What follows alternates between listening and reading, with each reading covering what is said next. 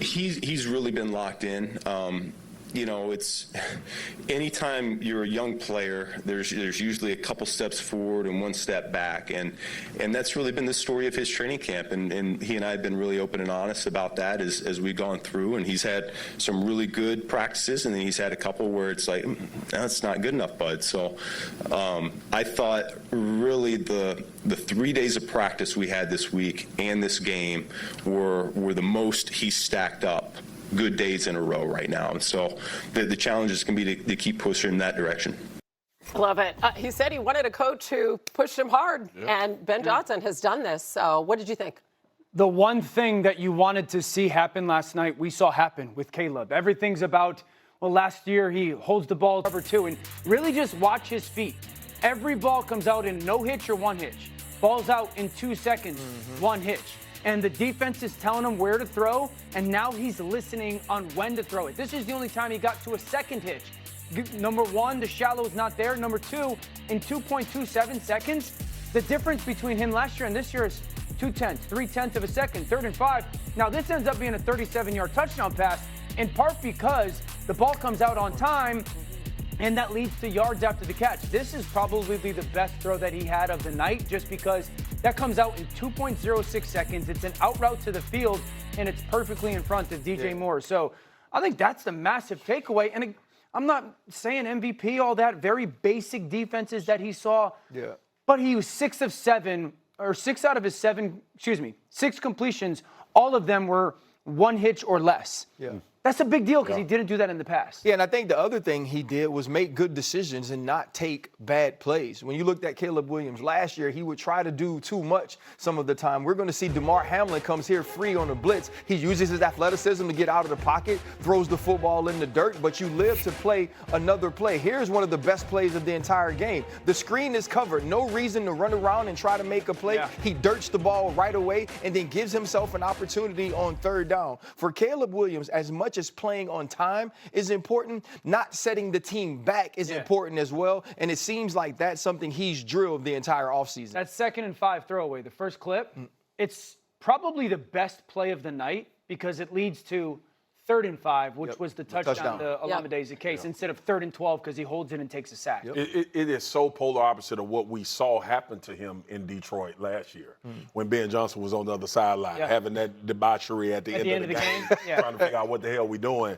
And you hear Ben Johnson talk from a level of information translate to the field, and now can you go execute and coach with Jared Goff? You've seen that offense be efficient. You've seen Fast get the ball out of his hands. You've seen play action. And now he has a guy that can go be athletic beyond that, which in turn should unlock a lot more of what he can do. This will be the next step, because last night, number one in the progression was open offense. All the time. Okay? Yep. So the next step is going to be when teams take away number one all the time. Absolutely. How much does he grow and develop in that regard? A lot of people wondered how Caleb Williams would react to Ben Johnson, and Ben Johnson intentionally overloaded Caleb Williams in the early part of training camp and all through training camp with information to see how he would fare processing it. He wanted to get an idea of what the quarterback could absorb so he could know the player better so they could adjust to the regular season. Caleb Williams isn't going to face anything as difficult in the regular season as Ben Johnson tried to give him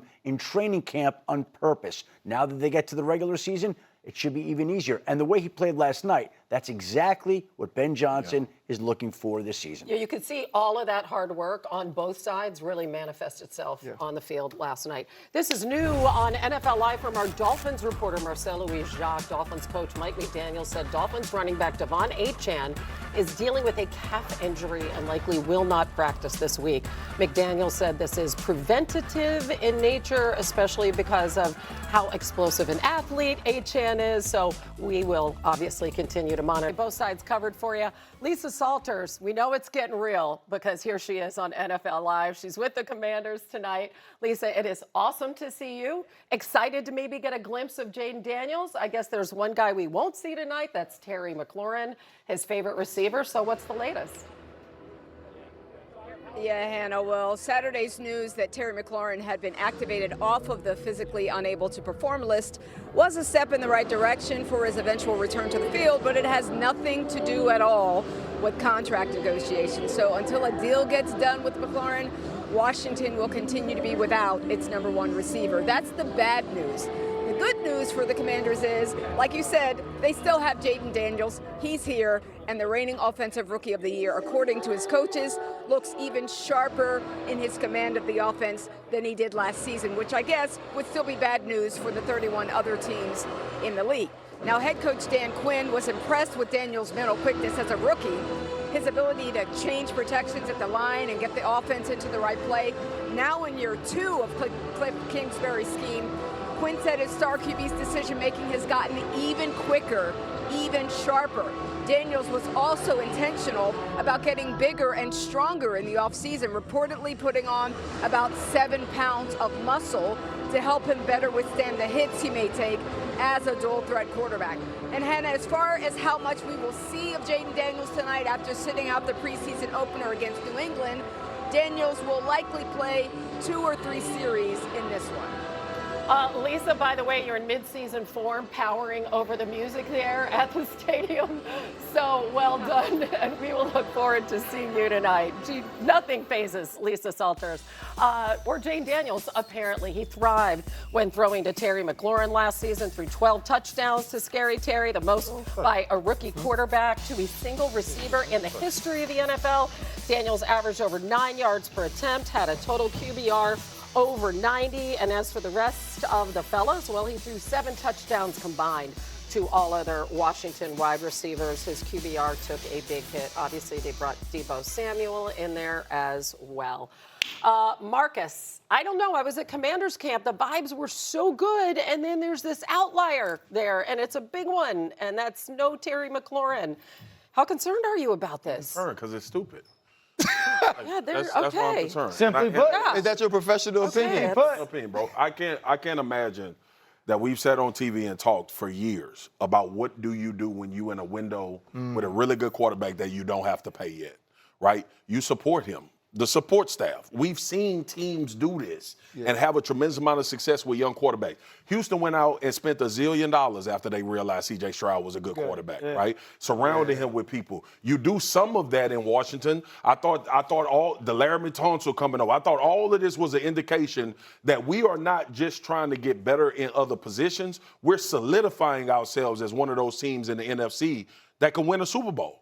You ain't winning one without Terry. Oh, God. So it's stupid, right? And you look at what the money is and all of that. Shefty knows all of that better than I do. What I do know is this. When you have to pay Jaden Daniels the $300 million that's going to come up in a couple of years. That might be light.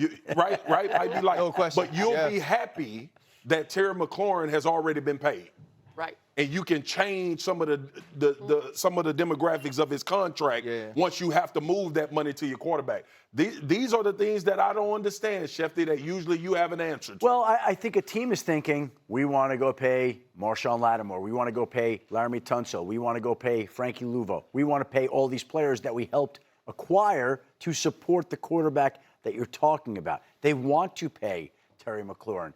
But they and Terry McLaurin have different ideas of his value. I think Terry McLaurin sees himself along the lines of DK Metcalf, who was traded to Pittsburgh this offseason.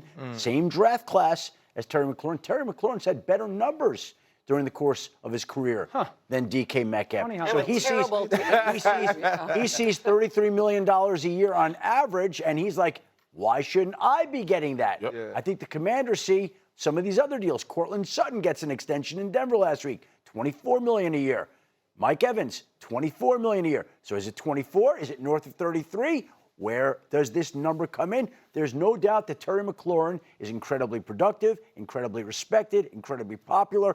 But the Commanders are trying to figure out where can we get a deal done, and the two sides have not been able to figure out a common ground. Yeah, I think the Washington Commanders were a scary movie for a lot of defenses, last year. Right now, without Terry McLaurin, it's like walking into the movie to see Halloween and Michael Myers ain't there, right? It's a lot less scary, right? I could play defense in a much different way. The reason that Deebo Samuel is attractive to the Washington Commanders is because Terry McLaurin can take the top off of the defense. Right. Now Zach Ertz, now Deebo Samuel can work underneath. Now we can get yards after the catch. Also, you got to play the quarterback run. When you remove Terry McLaurin from that, tell me what dude on that offense scares you. Right. Luke McCaffrey ain't finna beat me deep. Nope. Right. Noah Brown ain't finna beat me deep. Michael Gallup ain't finna beat me deep. And so now we're dealing with all the pressure being on Jaden Daniels to make plays above and beyond the X's and O's. Think back to Detroit last year. This is a tight game. You get the football to Terry McLaurin quickly, and he's out of there. Yep. There are things that Terry McLaurin can do to stretch the field that add an explosiveness to the offense that no one else on this entire roster can do. And if you're telling me you can't figure it out with that dude, then you're telling me you actually don't want to win while your rookie quarterback is on his rookie deal or second-year deal. So everyone at home understands what RC is saying. That secondary that's playing against that offense, if they go, okay, Terry's not here, they're playing like 8 yards. There's no one deep, and so there's no windows to throw the football in that second group of layering a ball over the top. And everyone's just going to play closer and closer to the line of scrimmage. I'd also say this. One of the complaints that I had, and a lot of people did with Cliff Kingsbury in Arizona, with the offense with Kyler over the course of 3 years, was it never really developed and evolved and got better and better and better. Right. Constantly the same stuff. Yep. So now, as great as last year was, what was going to be the necessary things schematically, offensively, to take it to the next level? And even if that does happen, how much of it does Terry know? And so you're sitting here taking a football team that will absolutely regret